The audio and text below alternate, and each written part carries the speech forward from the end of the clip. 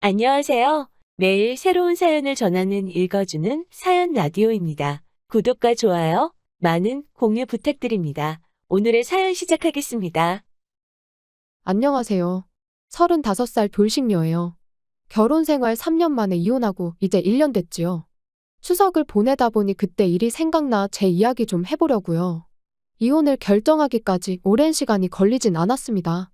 시댁 식구들은 물론이고 영원히 내 편이길 바랬던 남편마저 실은 상종 못할 인간이었다는 걸 깨닫게 되자 그때부턴 더는 한시도 같이 있을 수가 없었거든요. 시댁 10번 가면 친정은 겨우 한 번이나 가는 정도였는데도 조금만 서운한 기색을 내비치면 오히려 저더러 네 가족 내 가족 따진다고 치사하다는 사람들이었어요. 지금 생각해보면 그런데도 저는 왜 그걸 참고만 있었는지. 아무튼 남편과는 아주 우연한 기회로 알게 된 후 인연이 닿아 연애를 시작 결혼까지 한 케이스입니다. 저는 나고 자란 건 서울인데 서울이 여러 가지로 물가가 비싸잖아요. 그래서 과감하게 가게는 지방에 차렸습니다. 그리고 가게를 차리면서 집까지 한 동네에 장만을 했어요. 그런데 문제는 있는 돈 없는 돈 싹싹 긁어 야심차게 가게도 차리고 집도 장만했는데 얼마 안 가서부터 코로나로 난리가 난 거죠. 그래서 남편하고 결혼 이야기가 나왔을 때 아무리 머리를 굴려봐도 도무지 제가 뭘 해갈 수가 없겠는 거예요. 그래서 남편더러 내가 돈은 없고 집은 있으니 내 집에 들어와서 살라고 했습니다. 남편이 모아둔 돈은 일단 그냥 가지고 있다가 다음에 이사를 간다던가 어디 목돈 들어갈 일이 있을 때 쓰자면서요. 그런데 지금 생각해보면 제가 너무 단순했습니다. 매사 좋은 게 좋은 거다 하고 넘어간 것도 문제였고요. 특히 시댁이 한 동네에 있다는 걸 그땐 왜 그렇게 개의치 않았는지. 만약 시간을 돌릴 수만 있다면 그때의 제 자신을 몇 대라도 때려주고 싶은 심정이에요. 결혼 후에도 한동안 가게는 여전히 상황이 좋지가 않았습니다. 버는 것도 얼마 안 되었지만 그나마 가게 운영에 필요한 비용을 제외하고 나면 정말 얼마 남는 게 없었죠. 그러니까 하루는 남편이 저더러 가게에 투자할 게 있으면 투자하고 사람도 써가면서 장사하라고. 생활비 정도는 자기가 버는 돈으로 충당해도 된다면서 너무 신경 쓰지 말라나요? 그리고 그땐 그런 남편의 말이 얼마나 고마웠는지 몰라요. 그래도 내 생각해주는 건 이 사람밖에 없구나 싶었으니까요. 물론 지금에서야 곰곰이 생각해보면 그렇게 고마워할 일도 아니었는데 말이죠. 막말로 이유가 어찌됐건 저는 집이라도 들고 결혼했지. 남편은 돈 얼마 모아놓은 거 있다고. 그 이유 하나로 다른 건 아무것도 안 해오고 맨몸으로 장가를 왔으니까요. 그러니 어찌 보면 생활비 정도는 남편이 혼자 낼 수도 있는 거였는데 아무튼 그때는 이런 생각은 못하고 그저 남편에게 고마운 마음이었어요. 그리고 그 때문인지 언젠가부턴 남편한테 괜히 눈치가 보이고 미안했었죠. 그래서 남편이 주말마다 시댁에 같이 좀 가자고 하면 군말 없이 따라가곤 했는데 언제부턴가 다른 식구들은 다 노는데 저만 일을 하고 있더라고요. 그리고 나니까 가뜩이나 장사하느라 일주일에 하루밖에 못 쉬는데 그 하루를 왜 시댁에서 보내야 하는 건지 부당하단 생각이 드는 거예요. 그래서 남편한테 매주 주말마다 시댁에 가는 게 힘들다고 했습니다. 그랬더니 자고 오는 것도 아닌데 그게 왜 힘드냐는 거예요. 그래서 그러면 시댁에 가는 만큼 친정에도 한 번씩은 가자고 했더니 저희 친정은 너무 멀다면서 싫은 티를 대놓고 내는 게 아니겠어요? 그리고 이후로 몇 번의 언쟁 끝에 어쨌든 남편이 친정에 같이 가주기는 했습니다만 정말이지 하다못해 저희 부모님한테 말 한마디 먼저 거는 법이 없었어요. 그저 저희 어머니가 차려주는 밥 받아 처먹고 넋놓고 TV 보는 게 다였으니까요. 그리고 이후로도 두세 번 정도 저희 친정에만 가면 늘 그런 식으로 행동하는 남편을 보고 있자니 정 떨어진다는 말이 무슨 뜻인지 알겠더라고요. 그래서 그때부턴 속된 말로 이 꼴 저 꼴 다 보기 싫어서 혼자 친정에 다녀오기 시작했습니다. 그랬더니 남편이 하루는 생활비를 운운하더라고요. 그래서 두말 않고 그때부턴 남편하고 똑같이 부담하기 시작했어요.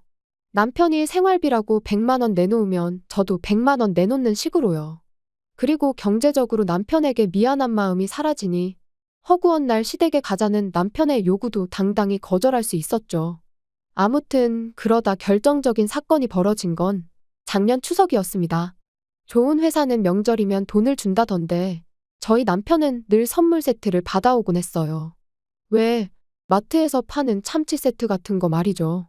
그리고 작년엔 스팸이었어요. 퇴근한 남편이 명절 선물이라며 스팸 세트를 식탁 위에 올려놓는데 문득 지난해에도 스팸이었던 게 떠올랐습니다. 그래서 정말 별 생각 없이 올해도 또 스팸이네 하고 한마디 했거든요. 맹세코 어떤 아기도 없이 한 말이었어요. 그런데 어째선지 남편이 갑자기 열을 내면서는 너는 뭐 이런 거 받아올 데나 있냐며 짜증을 내대요. 받아오면 그냥 고맙다 하고 먹으면 될 것을 괜히 쓸데없는 소리를 한다면서요.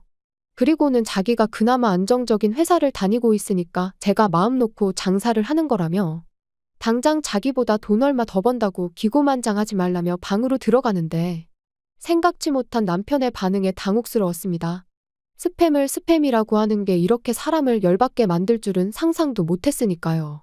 그런데 남편은 이후로도 며칠 동안 저한테 말도 안 걸고 말 그대로 개무시를 했어요.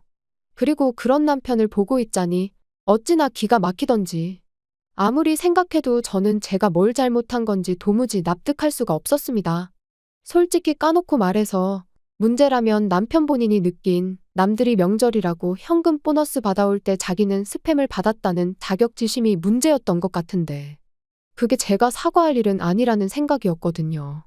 그래서 저도 똑같이 남편을 없는 사람 취급하고 개무시를 했어요. 그랬더니 저희의 냉전은 결국 아무런 진전 없이 추석 연휴까지 이어졌지요.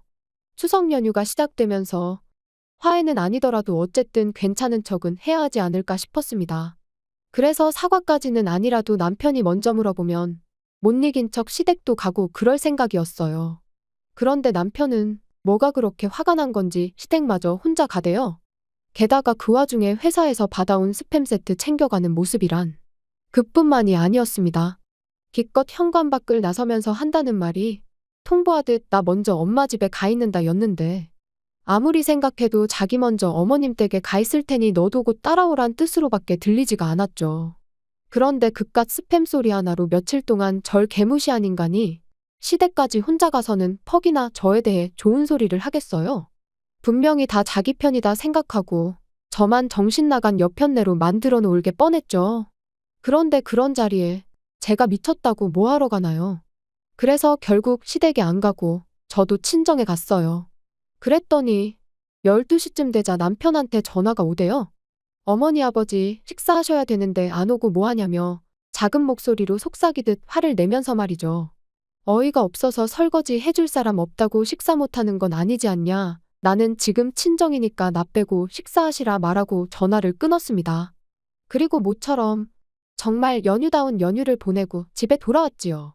집으로 돌아오고 바로 다음 날부터 다시 가게를 열었어요. 그리고 그날 저녁 거의 열흘 만에 남편에게 제가 말을 걸었네요. 화해하잔 건 아니었고 속 좀 긁어놓으려고요.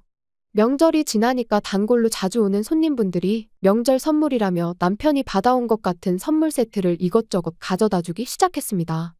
제 생각이 나서 사셨다는 분들도 계시고 안 먹는 건데 혹은 똑같은 게 너무 많이 들어와서 처치곤란인 상황이라 주신다는 분들도 계셨지만 이유가 뭐 중요한가요? 안정적인 직장에 다니는 남편이 잘 볼 수 있도록 식탁 위에 양손 가득 들고 온 선물 세트들을 올려놨어요. 그리고는 이거라도 받아온 게 어디냐며 고마워하라던 사람 어디 갔냐고 나는 6개 받아왔으니까 나한테는 6번 고마워하라고 까불면서 장난치듯 말했더니 그제서야 남편도 얼렁뚱땅 무슨 일이 있었냐는 듯 장난으로 받아치대요. 솔직히 괜히 긁어부스럼을 만드는 건 아닌가 싶어서 장난을 치면서도 조마조마했는데 실은 남편도 저랑 냉전 상태로 있는 게 편치만은 않았던 모양입니다. 그러니까 제가 먼저 슬쩍 내민 손을 반갑게 잡은 거였죠. 아무튼 아무리 꼴보기 싫은 남편이었어도 모처럼 얘기도 하고 장난도 치니 마음이 한결 편해지더라고요. 그래서 다음 날에 마음 좀 쓰겠다고 쓴 건데 이게 불씨가 돼서 남편과 이혼을 하게 될 줄은 몰랐네요. 다음 날 가게 문을 열었는데 정말 단골 중에서도 가장 오래된 단골분이 엄청난 선물을 가져다 주셨어요. 근처에 사시는 분으로 이런저런 이야기를 나누던 중 우연찮게 저희 친정어머니와 고향 친구신 걸 알게 되었고 그 뒤로 정말 매일같이 와주시는 분이지요. 아무튼 그분께서 오랜만에 고향에 갔다가 저랑 저희 어머니 생각이 나서 저희 선물을 사오셨다는 거예요. 그리고 그 선물은 한 세트에 좋기 30만 원은 넘겠다 싶은 고급 한우 세트였습니다. 주시면서 하시는 말씀이 하나는 저희 부부 구워 먹고 하나는 친정 부모님 가져다 드리라고요. 생각지도 못한 선물에 기분이 엄청 좋았습니다. 하지만 한편으론 딱 2개밖에 없으니까 시댁이 신경 쓰이긴 하대요. 가뜩이나 부부싸움 때문에 명절에 찾아뵙지 못한 것도 찝찝한 상황이었으니까요. 그래서 괜한 죄책감을 가져야 할 바엔 친정에 하나 시댁에 하나 이렇게 드리는 게 낫겠다는 결론을 내렸어요. 저희야 아무 때고 사 먹으면 되니까 문제 없겠다 싶었습니다. 고기는 신선한 게 제일이잖아요. 저는 일요일에도 가게 문을 열어야 했다 보니 하루라도 빨리 드려야겠다 싶어서 남편한테 부탁을 좀 했습니다. 지금 바로 출발해서 친정에 하나, 시댁에 하나 드리고 오라고요. 그리고는 원래는 친정어머니 고향 친구분이 사다 주신 거라 우리 집 거랑 친정 거 이렇게 2개인데 우리 몫을 시부모님 드리는 거라고 생색도 한번 냈지요. 그리고 얼마나 지났을까. 한 차례 손님이 빠져나가고 시계를 보니 지금쯤이면 친정 부모님이 고기를 받아서 드시고도 남았겠다 싶은 시간이었어요. 그래서 친정에 잘 받으셨냐고 전화를 했는데 어째서인지 친정어머니는 뭐 이런 걸 남편까지 부려먹어가며 보내느냐고 싫은 소리를 하시는 거예요. 신선할 때 빨리 구워 드시라고 남편한테 부탁한 거지. 내가 괜히 왜 그랬겠냐니까. 친정어머니께선 의아하다는 듯 요즘 통조림은 신선한 통조림도 나오냐는데 그리고 그제서야 알게 된 건 남편이 한우 세트가 아닌 스팸 세트를 주고 갔다는 사실이었습니다. 심지어 그마저도 열어보니까 어떻게 된 건지 2캔이 비어 있었다면서요. 정말 화가 머리끝까지 차오르는 기분이었습니다. 그래서 그 길로 가게 문 닫고 시댁으로 향했어요. 제 인생에서 시댁 가까운 걸로 이득 본 건 그날이 처음이자 마지막이었죠. 아니나 다를까 시댁 현관 밖에서부터 소고기 냄새가 펄펄 풍겨왔습니다. 문 열고 들어가니 20인분은 좋게 됐을 그 많은 고기를 시부모님과 남편 셋이서 다 구워 처먹고는 배부르다고 몸도 제대로 가누지 못하며 바닥에 드러 누워 있더라고요. 남편한테 이게 뭐 하는 짓이냐 따졌더니 제가 자초한 일이랍니다. 세상 어느 며느리가 명절에 시댁을 안 가냐면서 시댁 무시하면 어떻게 되는지 자기가 저한테 참교육 해준 거라나요? 그리고는 뚫린 입이라고 덧붙이길 그래도 자기라도 되니까 스팸이라도 가져다 드린 거라며. 고기도 먹어본 사람이 먹는 거지. 장인 장모님이 한우를 언제 드셔보시기라도 했겠냐고. 그건 한우에 대한 예의가 아니라는데. 저 인간이 지가 지금 뭔 소리를 하는 건지 알고 짓거리는 건가 도대체 뭘 잘못 처먹었나 싶었어요. 게다가 자식이 말도 안 되는 개소리를 쏟아내는데 시부모님은 민망해 하시긴커녕 뭐가 그렇게 재밌는지 킥킥대면서 같이 웃고 계실 뿐이었지요. 그때 깨달았죠.